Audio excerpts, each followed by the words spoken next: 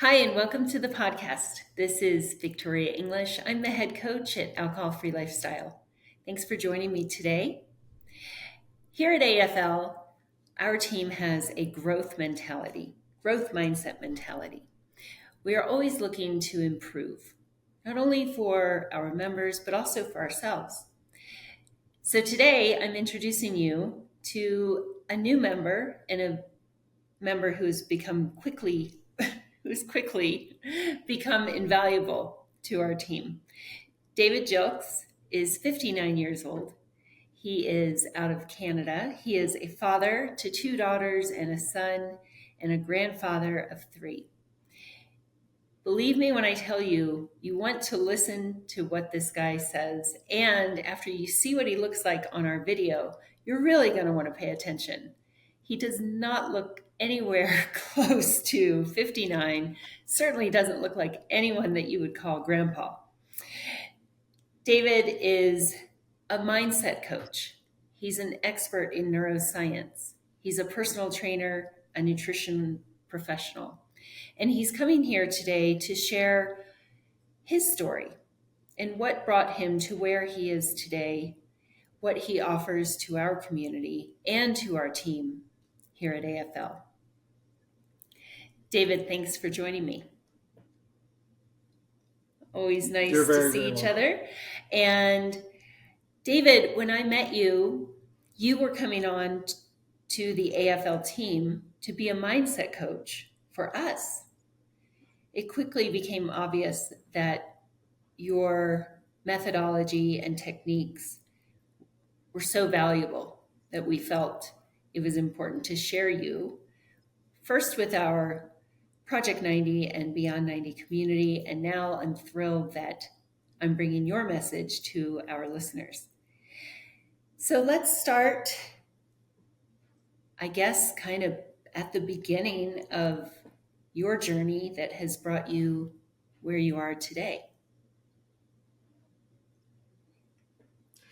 Yeah, I mean, this is certainly not where I had expected to be. I think most young guys, at least the guys I hung out with throughout school, we always had this kind of little bit of a running joke, but we never thought we would live past 25 years of age, and it was just I don't know, it was the era. I mean, I grew up in this through the 70s, of course, and a lot of heavy metal, a lot of drug use, and a lot of chaos. And it was, yeah. I mean, I mean, there's a lot of dysfunction, and I hate all these. I'm not a fan of the catchphrases because I haven't met anybody who hasn't had some sort of tragic walk through life, right? So, but it wasn't very normal. I mean, there was I come from a family of six kids at home. Um, and of course, that means eight people sitting down at a table at night. We raised ourselves because when you have that many kids, you can't parent all those children. But yeah, the upbringing was a bit chaotic. Parents weren't very happy. My eldest brother at the time, when he was about 11, he started looking after us. Our brother disappeared for a few days at ago, and my father was off working. He'd work in different parts of Canada and the U.S. And again, but we were safe. I mean, it wasn't the white picket fence upbringing, and my mother had lots of her own struggles, and alcohol was one of them. And yeah, and my father had to work, and it wasn't until actually I got older where I realized where a lot of this frustration came from, and trying to put food on the table for six kids, and struggling, and of course. When he got divorced, actually hired a private detective to come and kind of spy on us because he needed proof that our mother was leaving us unattended for days at a go, and so he gained custody of us. But I never really appreciated. He was a very angry individual and a very big man at 6'5". He made me look. I'm 6 feet tall. He made me look like a very small human being standing next to him. But I never appreciated what he had to go through to put food on the table and to house six kids. So, but it's, yeah, and I resented him a lot, but I had to become an adult before I actually had some empathy for what he was That's struggling with. incredible. Uh, I picked up on the anger It makes sense. Certainly, growing up in that era of heavy metal, uh, drug use was Yeah. very common. I can see how that would have been a welcome outlet for the anger. Yeah. Yeah. I mean, it's, you know, I've kind of realized over time, the more I studied, I got into my particular field of interest, that and Tony Robbins talks about this a lot, that we're always seeking to avoid pain and to find pleasure and comfort, and wherever that might be. And of course, drugs and alcohol provide Mm. tremendous amount of comfort momentarily, and it was just an interesting environment, and I kept being kind of being pushed into these interesting spaces. I left home when I was 13 for the first time, and it was I guess back in the day I kind of viewed it as one of these movies I used to watch as a kid, these black and white movies of of a pirate, right? This a grand adventure, and there's lots of things that happen along the way. I mean, when you're out on the street as a kid, you walk, the very first people you meet are all the predators out on the street. And I spent time, so I'm a little kid from grew up in New Brunswick in the east coast of Canada, so a little community where mainly all my relatives, and then spending time in California and hitchhiking all through California. And of course, it was just we met the worst of humanity during that time, because well, that's what you see at street level. And in as much as I wouldn't want to wouldn't want to live that lifestyle again, it really did show me a lot. It taught me a lot about people. And of course, maybe very street smart, very cautious, a bit hyper vigilant, because you had to be super sensitive to the environment around you. You learn not to trust people, right? Taking everything at face value. And of course, that experience led to that stupidity of that time, and the youthful arrogance of that time, in and out of jail until I got into trouble here in my hometown, or the town I live in now, when I was a teenager, and I got sent to prison with my co-conspirator, just as a scared straight. And so went to a local prison with the rest of the inmates, and that was my opportunity to realize that I don't want to live here. Right? These are not my friends. I don't want to hang out with these people. But I always got this sense, and it's that that that God grabbed me by the top of the head and said, "Listen, I'm going to take you through a bunch of near-death experiences. I'm going to almost kill you, and I'm going to drop you here, almost get you addicted to the point where it's going to ruin you. I'm almost going to have you imprisoned. You're going to be missing a big chunk of your life. I'm going to put you around predators. I'm going to put you around all this insanity, just so that later on in life that you have a very well-rounded perspective of what not to do, and you can understand what people are going through. And so it's more of it's instead of a wagging finger of being a mentor or a counselor, it's more of listen, brother, sister, I've been there. Like, I know how you feel. I felt the same way, and Yes. here's how I found my way out. And so it was really a gift, because I think all the work and the study I did um, when I returned back to Canada when I was in my late 20s, early 30s, the studying wouldn't have made any difference, because I had no context for the journey, Hmm. and it's been invaluable that way for me. You just shared a lot of things that I didn't know. I'm hearing much of this for the first time. And I'm putting together puzzle pieces in my head as I reflect on the time, the conversations we've had, the way that I've seen you interact with our members. And it's making a lot of sense. When you were describing being at street level, and you described the hypervigilance and the wariness, the word that pops out to me, of course, is amygdala. So, for our listeners, if you've Yeah. listened to enough of our episodes, you've certainly heard us talk about the neuroscience of addiction, and how when we are in fight or flight, even without substances, the amygdala, the more primitive part of our brain, is in overdrive. Combine that with some extraordinary situations, surroundings, substances, and your male energy. And I can understand that your amygdala must have been making many, many choices for you. Yeah, well, and it's an interesting process that because I grew up in that environment where when you're children you don't have the intelligence, you can't calibrate intelligently the adults around you. All you know is that your emotional intelligence. It's like I used to describe it as my spidey sense. When was it safe to go talk to mom? When was it safe to be around dad? Right, and you would calibrate that by the energy in the room. And so for people who grow up in that environment, they become hyper vigilant because well you have to, right, just for safety's sake. And then you take that in. Then if you take that hypervigilance into a street level, and then you fine tune it. And the only Mm. way to feel good is to get high. The only way to get away because you never learned the process. There was never nothing was ever safe. It was either danger or high, danger or high, and high was the only time you could feel safe in your body, I feel think safe in your that's brain. relatable to anyone listening to you right now. So, what David's describing, there are some very dramatic moments woven throughout his story. However, I very much related to what David said about trying to assess the energy in your home within your family of origin. This doesn't mean that any of us had terrible parents. If you're a parent like David is, like I am, we are terribly fallible and painfully human.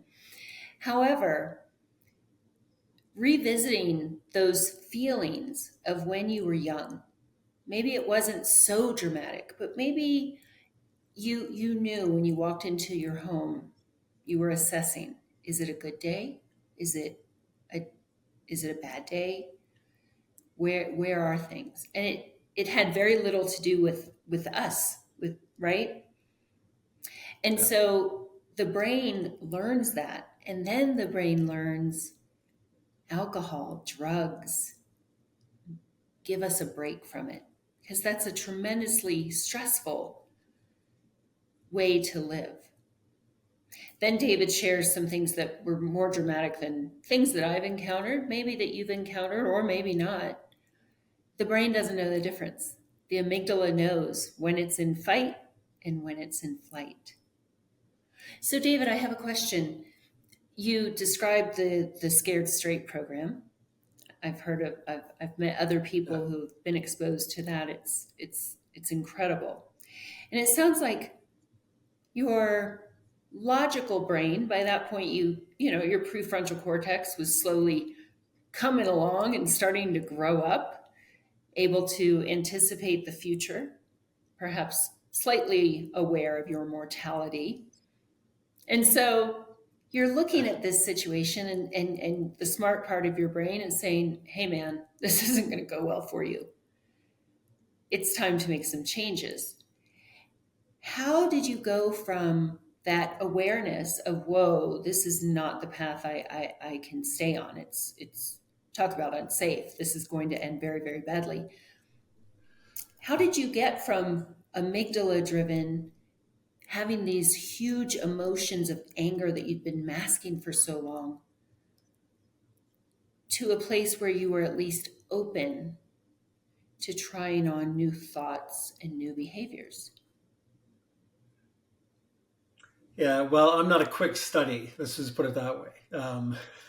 So there's an interesting piece I'll add to this, and it was only became relevant in the last 15 years. Is that when I was 5 years old, in my little old town in Millerton, New Brunswick, I was walking across the road with my brothers and sisters, and I took a step and I looked to the left. And back in the day, if you're in around my age group, you remember that cars had door handles that stuck out. The door handle stuck out about 2 or 3 inches. Well, I took a step, I looked to the left, and I caught the door handle of a moving car in the right temporal lobe.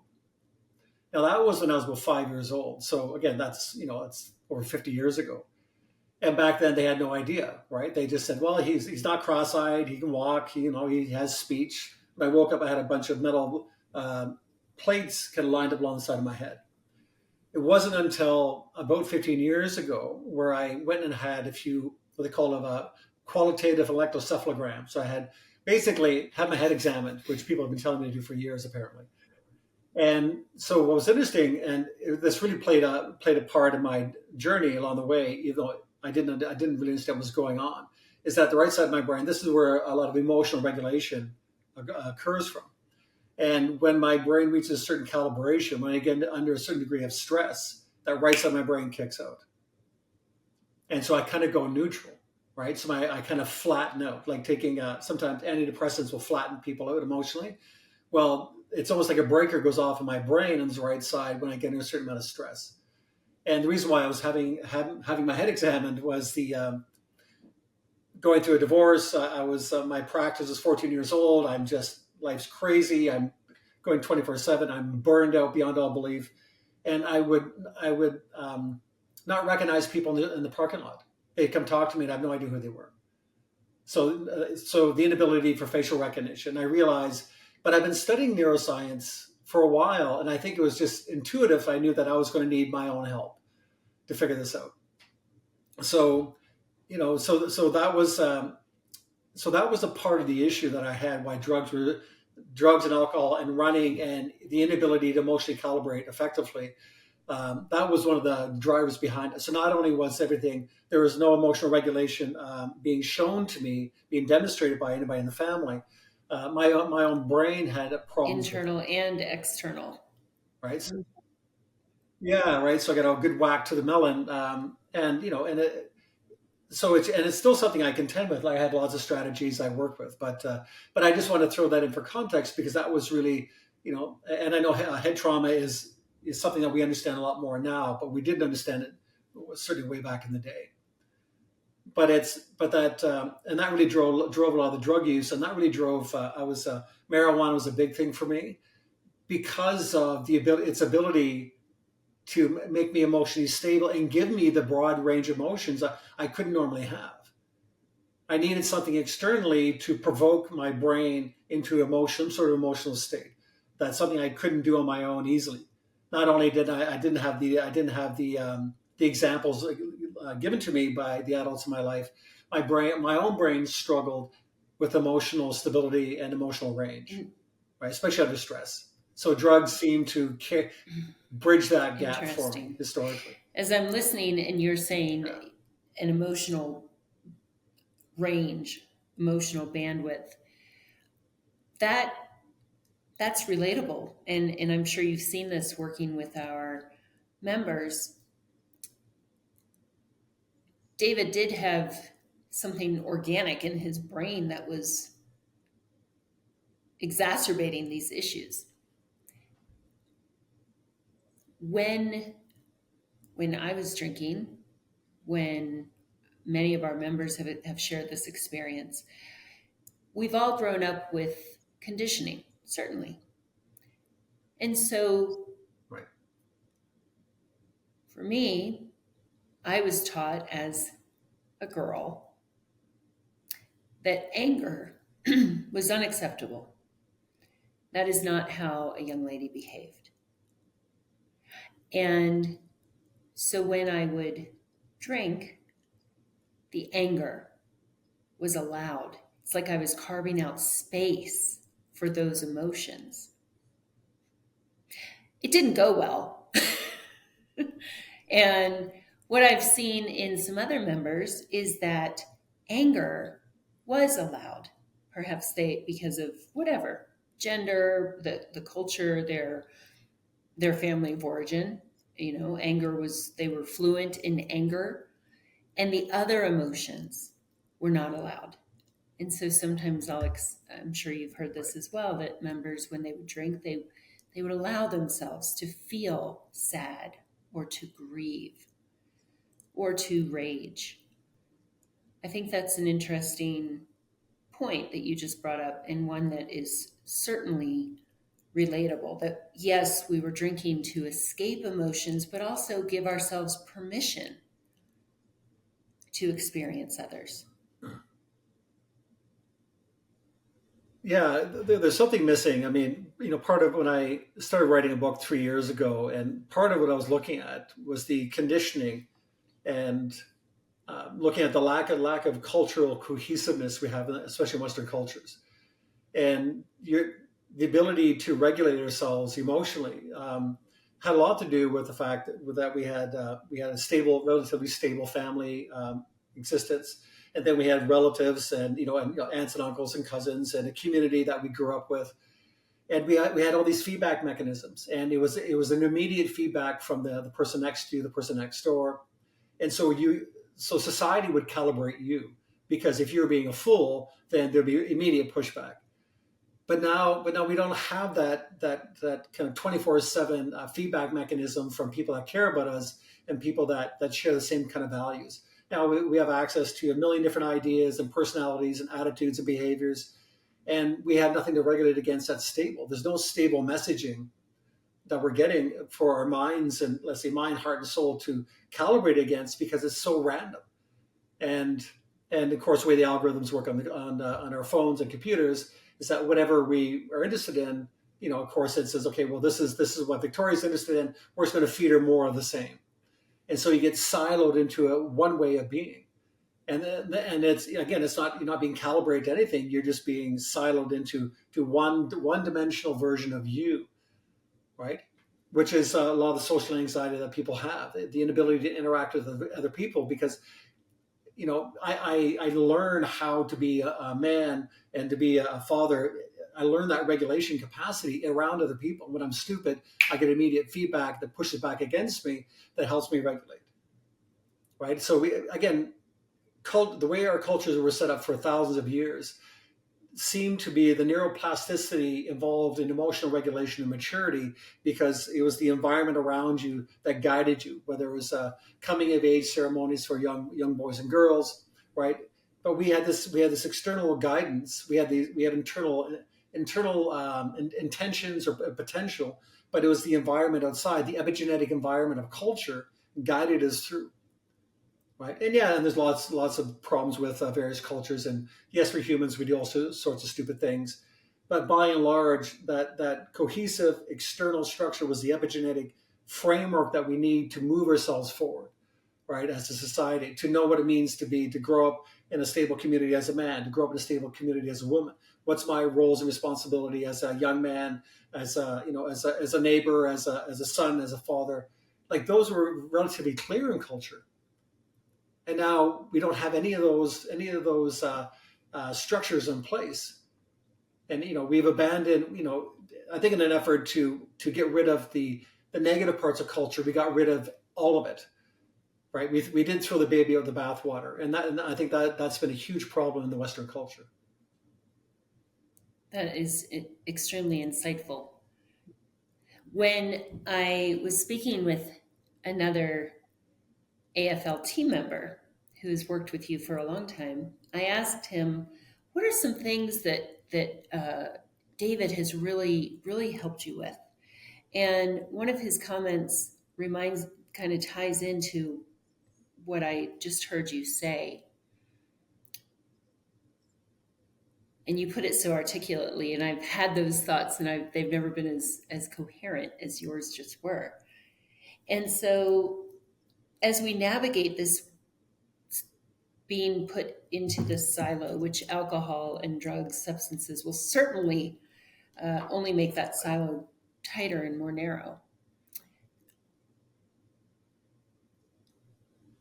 When I It seems to me that identifying our true character might be an excellent compass. And so when I asked this team member, he said, "David has taught me about operating from your character and not from how you feel."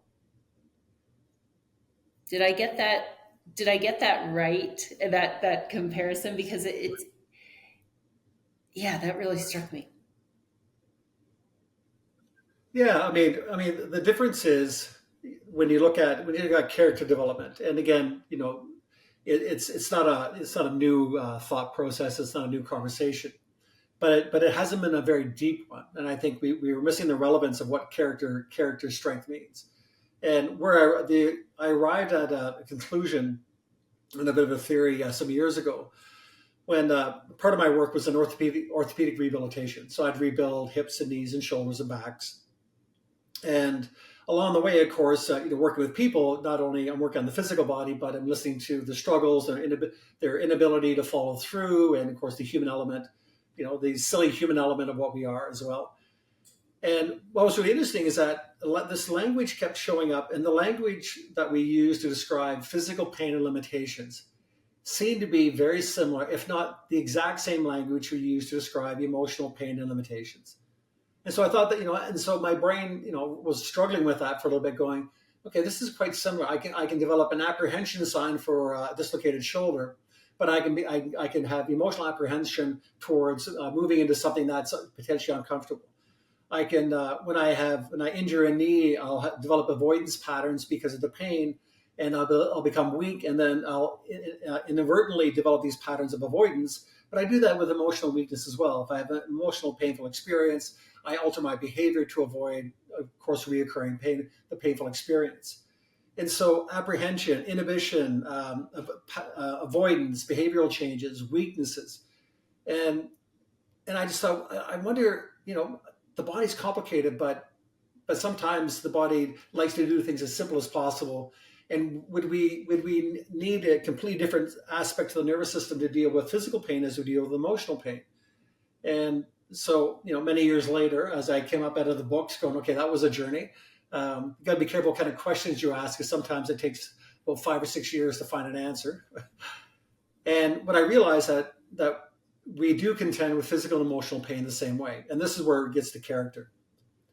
In the practice I do with my clients on the physical side of it, 80% of my effort is teaching them about core strength and posture, but from a brain down, from a top down pattern. So we talk about aspects of memory, the physical aspects of who you are stored in what we call your procedural memory, right? The memory of how to. And so we work on rebuilding these maps, these brand new maps of movement that are not associated to the injury, right? Because when you have damage to the body, the damage is also recorded here. So we're writing these brand new brain maps of movement. And I realized that if I spent 80% of my time working on the core strength and the posture, most of the problems simply went away, right? Or certainly became less. Certainly became less of a problem. I thought that was so interesting. So that over time, my practice turned into, my company was called Core Essentials, and that I realized that everything's a core exercise. And so I began training my high level athletes, my hip replacement clients, my junior A hockey players, and everybody went through the same silo, training the brain to recognize all movements as a core exercise. And it was actually quite extraordinary that how well it worked. So the question was, if core strength and alignment helps the physical body become stronger and overcome trauma and injury and pain, what can we do for the emotional body? And what came out of it was character, the strength of character. And so if we declare and define our character as clearly as I can define our intrinsic core muscles, if we can make it very, very clear that no matter what was going on inside your life currently or historically, what could rise above it is that these character traits, the strength of character, if it was so clear that all of a sudden I begin to organize my entire storyline of my life to these ideals. And so instead of actually trying to fight my life on 10 different fronts where, trauma over here and trauma over there, and this is 20 years ago, this is 5 weeks ago, this is going on right now, and this might happen in the future. It was crazy making. Like going, that's just way too hard.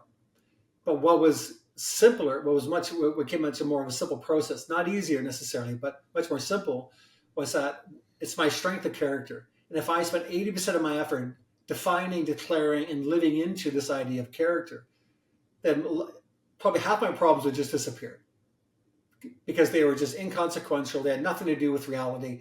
My brain was just so used to being afraid and being on guard that I kept throwing these things up because that was my habit. Defining character actually got rid of almost half of my problems immediately. It is. It's And the crazy. word core ties into both. David and I share a background in helping people through movement. And so we do talk in Pilates metaphors and analogies. And exactly, whenever you have whenever I would have a client with a knee issue, well, we could spend a lot of time on the knee, and then we could spend a lot of time on the hip because the hip was jacked, and then we could spend a lot of time on something else. That was exhausting. And so, can you see the Yeah. similarities? It's a brilliant example of how working on the trauma and the self worth and the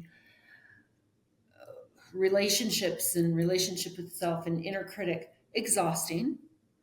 And so, as a Pilates teacher, I would say we're focusing on your core. And now I see in our program, in our coaching, we're saying, let's get to the core. What do you know to your core? What do you know is true about yourself to your core? Forget the auxiliary stuff, the external pain, the internal pain. Very well said, David. Thank you for that. Yeah, pain and struggle and suffering. That's just a part of the human experience, and I'm not minimizing what that looks like because there's people that certainly have had a much more horrific journey through life than myself, but it doesn't define us. It's just a part of it's an unfortunate part of the process, and we all experience it on one level or another. But our ancestors, what I thought was quite significant is that our ancestors always had a daily spiritual practice, right? There'd be meditation and prayer and something symbolically that they looked at the world through that lens, right? Like every single culture, and the similarities between all the cultures was actually quite striking. Whether it's Christian culture, Islamic, Buddhist, Hindu, Jewish culture, and I looked at the five most prominent faith traditions, and the similarity and their practices and their intentions were actually quite striking. Again, which led me to believe that that there's something epigenetic about that whole process, and maybe the world hasn't gotten more challenging, even though it's a bit insane currently. But it's always been a dangerous place for humans. We're immortal.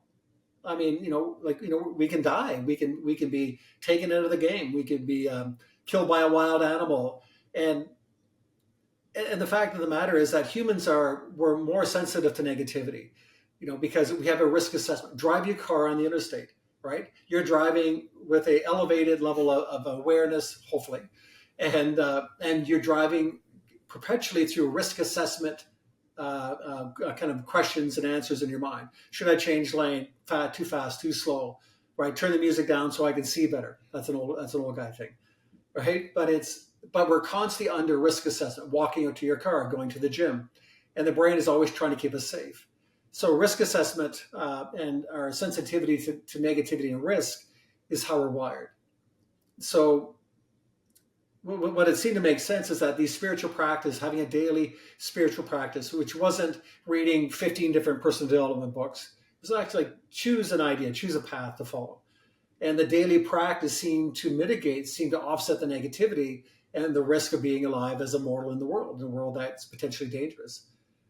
And having a daily practice, like a real practice, something that's intrinsic, that sits underneath the relationship you have with the people that you love, and sits under your relationship with yourself and the world around you, sits under relationship with the people that you work with.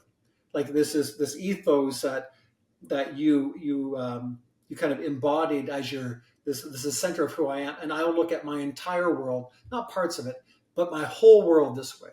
And doing so, you simplified your journey, because either it's in your character to be a certain way or it's not. And if you define that, then you get to be that everywhere. And no matter where you go, there you'll be, Yes. which is such a beautiful way to be, anyhow. You and I briefly touched on shame before we started recording. Certainly, Right. when we are stuck in the cycle of substance misuse, there's incredible shame.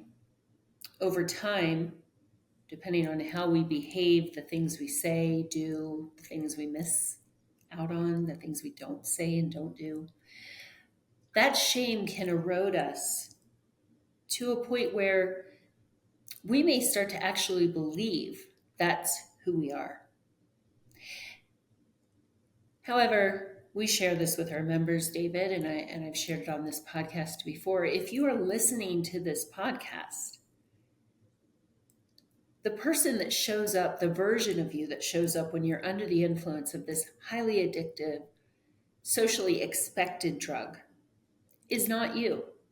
Because if it were you, you wouldn't be listening to this podcast. You'd say, well, that's how I am.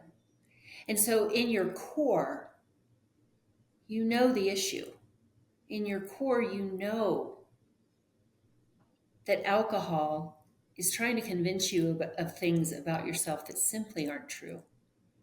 So back to talking about the root of the issue, the core of the problem. It's amazing what happens when people release their drug of choice. For this program, it's alcohol. And how we can lean into our true selves, who we really are.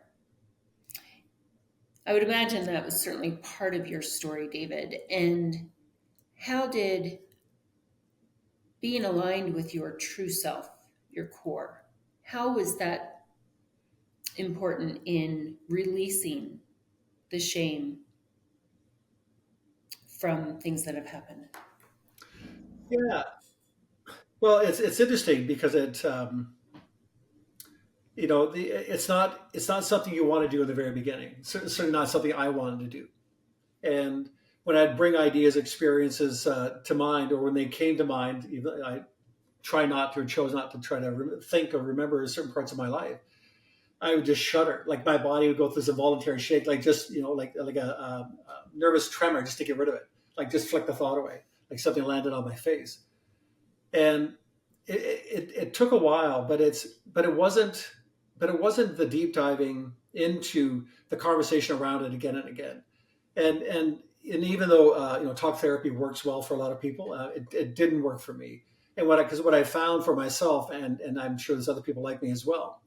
So that certain things that I lived through, I'm not going to articulate it. I'm not at the level not that the level of the experience. And maybe it's more of it could be part of a masculine trait as well. I'm going, this is never going to happen. I'm never going, what's in my brain, the storyline, the 3D storyline in my brain of these different experiences. But I lack the emotional caliber or strength to just use those words, right? So I'm not going to. And I'm going, so what the hell do I do? What do I do with this mess in my brain? These stories that I don't feel like I can talk about. I don't want to walk into traffic with my eyes closed. I'm not going to talk about it to this person here because I just don't. One, I don't know them, and to develop trust, this is going to take 2-3 years. Don't have that kind of time, and so you kind of reach this impasse. And I kind of came to the point, and this is actually through there's a spiritual author, Carolyn Miss, who's she's a very feisty older lady, and but she says a few very profound things. And on one of her TED talks, she leans on the podium and leans into the audience and says, "Liars never heal." Right, and everybody just sits back and everybody's just shocked. And she goes, "Liars never heal." She said, "You can drink all the wheatgrass you want, liars never heal." And that and it kind of kind of for why I laughed, because I thought, it was such a funny thing to come from this, this little old lady, but she's very forceful. But it's really, there was the blunt edge of truth came out of that. And it's learning actually how to, to look at the experience, but I couldn't reconcile my past unless I decided who I was going to be in the future. Right. So it's that stable point that, I know what my character is. I choose to live as courageously as possible. I choose to live in truth, which is self-honesty. Not that I hold any ancient truth, but just not lie to myself, right? Not lie to myself. I can lie to you, but shouldn't lie to me. And the idea of compassion. And when I selected these character traits, that became my daily mantra. And I had to think about them, I had to experience, what does it feel like to live in that space? And the more that became clear, then the answers to how do I deal with these stories became much more clear. You know what I mean? Like I didn't have to spend 2 years wrestling with it with a therapist. That again, some people find great value in it. Just I didn't, because I knew that just I wasn't going to tell them what was in the back of my brain. But as I grew in character, I developed the internal strength, and I matured. You know, a part of my psyche matured enough that I could calibrate these stories. And then what I found is that instead of shame and fear and anger and what all the other, what they call below level emotions, I was mining these experiences I never want to go through again, because there was gold in them. And I don't think there's a person in the world that I can meet, to sit down and talk to, that I couldn't have empathy for their journey, because I've walked in many different many different paths. And so my empathy for people is much greater once I was honest with my own story. David, just in many ways, you just described the crux of alcohol free lifestyle and our methodology. As you know, I tried years of AA, and you'll hear me say this every time I bring up AA. We support all paths to releasing alcohol. And so if that works for you, wonderful. And it did work for me to an extent. However, I also had those moments that would cause a shiver to run up my spine, even at the thought of what could have happened. Oh, I can't, oh my gosh. And so part of the AA methodology is sharing that, sharing the war stories and what they call drunkalogs, and really just gutting yourself with all the nitty gritty, messy, ugly things that you did or that happened while under the influence of this drug.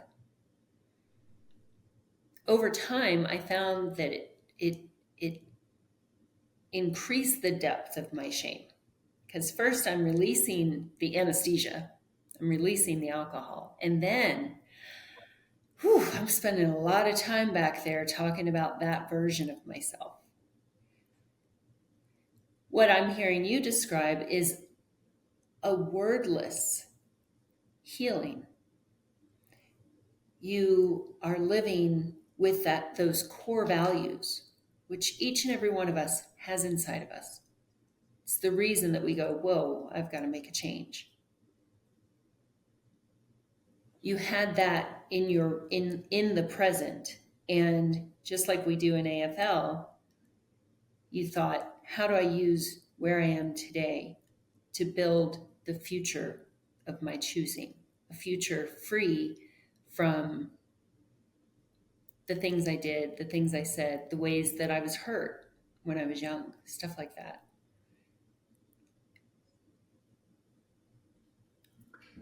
It's an interesting contrast. Again, my brain's Mine racing too. here as we're talking, and it's weird. I mean, I have, my life is a bit surreal. Like I you just look at the trail of carnage in my wake, and a lot of it of my own doing. And from the drug and alcohol lifestyle, from being a street kid to being a bit of a minor criminal, leaving school at an early age, and and now I look at, I just had this really extraordinary life, and a lot of the shame I had was around never finishing school, not having education, and yet I still have a grade 10 education, and yet I'm doing a distance course in medical neuroscience through Duke, and a lot of my friends are doctors and scientists, and then I realized that just that path, the typical path that most people go through, just wasn't for me, and I never would have arrived at any of the conclusions I came to if I didn't actually just go out and kind of run amok to the world for those many years. And I wasn't forced to think in a particular way. I had, nobody said, A plus B had to be followed by C, had to be followed by D. And I was just kind of freestyling through the world. And I had a brain. My brain, I got a capacity for complex ideas and intricacies. I love wrestling with things. And but nobody told me that. Nobody told me how. Nobody told me how to think. Nobody told me that I couldn't. And so I just entertained ideas. And then when I stepped back into the world, started developing some mentors, who were professors from different universities and doctors, and they were just astonished, going like, "So where did you go to school?" And I'm going, um, "Well, I read this book sitting down because I was interested in it, and so I had a medical dictionary, and then I had this book, and I, every 4 or 5 words, going, what the hell does that mean?" So I'd flick and open up the book, and all right, so that's what that means, and this thing means red, it means front, this thing means back, and so I was just fascinated because once I healed, and once I got the drugs out of my system, and my body was getting healthier, I was there was this amazing world in front of me, and that was 30 years ago, and I haven't stopped being this curious 5 year old, especially living in this 100 trillion cell organism that has 1,000 reactions per cell per second. That all we have to do is keep this thing alive. Like look after your body like a house plant, right? Give it some sunlight, some water, and some food, and it'll be good. But it's but I became less ashamed of my past and the stupid things I had done, the foolish things I had done. I became more fascinated by the miracle of what I am as a human, and going, I just want to spend the rest of my life figuring this thing out because this is extraordinary. And yet people, we get so frustrated and so hard on ourselves. But yeah, we do all sorts of stupid things, but you're still a living miracle, no matter how much of a fool you are. Right? You're still a living miracle. And if you just lean into it, just lean into the miracle that you are, and be just a little bit curious about what it takes to run this thing. And that's why on the onset you said, it's hard to believe I'm 59. I have no idea what the hell that means. Like, no arthritis, no joint issues. I'm training like I was 20 years ago. A little bit of gray hair, maybe a little bit smarter perhaps, but and that's debatable. You have to ask around. I'm sure opinions vary, but but we're just a living miracle. And yes, we unfortunately stumble into these substances that can that can wreak havoc on our lives. But it happens to a lot of people, and it's been happening for a long time. As you said, it's a very socially acceptable, very toxic drug. And so, for me, it's just those experiences. It was what it was, and on the other side of it, it forced me to wrestle with a bunch of ideas. It forced me to wrestle with the truth. And if I didn't have the struggle, I never would have gotten to any particular truth. If that had been really easy, I wouldn't have been curious about what I've been up to. I wouldn't have been in the kind of health or shape I am. I wouldn't be studying. I wouldn't voluntarily take on really complicated things. But I realized at the end of the day, life really makes much more sense and is much more enjoyable when we voluntarily find things to go struggle with, and not try to avoid them. Right? We find things to struggle with, and we lean into it and find something else. I've overcome that. What's the next struggle? What's the next opportunity for growth? And seek it out. And it makes life exciting, right? And if you keep doing that, you'll never get old because life is just far too interesting, far too exciting to live. I love it. I love it. So, for our listeners, if you find yourself in that cycle of shame, and perhaps some of the shame and some of the self judgment around, why can't I just fix this alcohol thing? Perhaps that's holding you back. We understand that.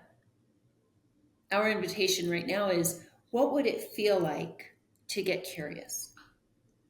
To be curious. Yeah. Okay, yeah, ooh, that felt bad. How do I move forward? What would it feel like to not focus on the past? What would it feel like to, as David said, mine for gold and use it to your advantage moving forward? Because I agree. The things that I've gone through in life, I had a choice. Wallow, which I've done at times, I'm not going to lie. I have my moments. We all do. I'm human. Or use it as fuel. So when we've gone through something like alcohol use disorder, I'm just using this as an example because every listener has their own stuff. What if it wasn't your downfall? What if it's the fuel that you need to really live the life that's meant for you? And that's where David and I love to talk about the choice. That's where the choice comes in. Is this where it ends for you? Is this it? Well, I've got this drinking thing, and yep, this is just my story. If you're listening to this podcast, the answer is no. There's something inside, right, David, saying, this isn't how it's going to end for me. The obstacle is the way, as the popular saying goes. And one of my favorite things, to walk clients through, is the hero's journey tale. And it's predominantly a masculine story, but it works well for women as well. And you're always going to encounter these things. You're going to encounter alcohol use issues or drug issues or whatever the case may be. There's always going to be something that's going to force you to grow up. It's going to challenge your ideas, challenge your current state of spiritual maturity. I mean, for me, that's what it comes down to. And inside these beautiful, very ancient stories, I mean, if you run away from the dragon, the fire-breathing dragon, next time you encounter the dragon, guess what? You're smaller, the dragon's bigger. Every time you run, the problems always get bigger. Or if you've read any of these stories about knights of the round table and dragons, if you look at a dragon in the eyes, right, if you just stare transfixed at the dragon, of course you become paralyzed. Once you numb out, the dragon leans over and devours you whole, right? You're done. As soon as you become numb, you're done. But conversely, there's the third part of it is that you can wander around the corner and there happens to be a fine young maiden dressed in white tied to a tree. There's a dragon and there's a cave full of treasure. And what this very ancient story that it's in every culture in one iteration or the other, the story is pointing to is that there's always going to be these dragons. You're never going to escape it, right? Death is the only escape. You're never going to escape these dragons, this adversity. But the likelihood of you facing the dragon and winning depends on your character. And the young maiden represents virtue. She represents character. And the only reason you're going to go after that, you're going to fight that dragon, is because it's for the strength of character. It's your virtue comes forward. It becomes very clear when your life feels dark and cumbersome and hopeless. It's just it's your character that needs to come through, and you're being forced to expose something that seemed a bit intimidating. Perhaps you didn't even feel worthy of even being this kind of person. But I assure you, that's exactly who you are. And when you realize that this isn't my character, it's my nature to be this person, I'm willingly going to attack this problem, even if it kills me. It's still important. And if I win the battle, which is quite often we do, the cave full of treasure becomes you.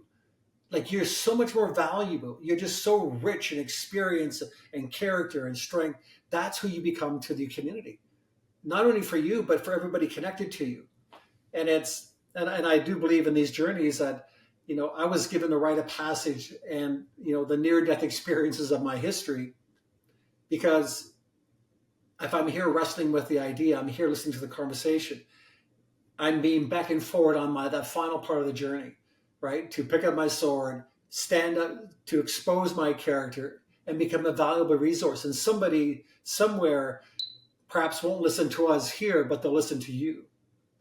And you'll be the change that people need. Right? It's just, we have these amazing lives where we can really be these heroes in the story. And I think that's the exciting part about life, is that, yeah, I'm not happy about a lot of things that I did. I'm not happy about a lot of things that I experienced, but I really wouldn't change a lot of it, because I had the ability, I get to have these conversations every single day of my life. And I go, that's it. I mean, and I get paid to do it. I would do it for free.